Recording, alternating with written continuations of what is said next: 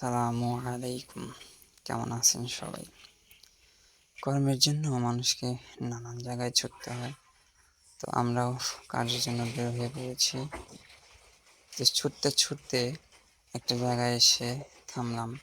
তখন দেখি চারপাশটা অসম্ভব সুন্দর। উপরে আকাশ, নিচে সবুজের সমারোহ।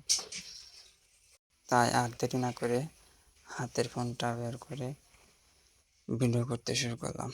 আপনারাই দেখুন কত সুন্দর আকাশ আর নিচে সবুজের সমারোহ। তো ছুটতে ছুটতে আবার একটা জায়গায় এসে ব্রেক করে দেখলাম মানুষজন, প্রচুর মানুষজন, এবং সেখানে ছোটোখাটো একটা হাট বসেছে এবং সেখানে বিক্রি করছে তারা ছড়ি, দা, বটি, আরও জিনিসপত্র।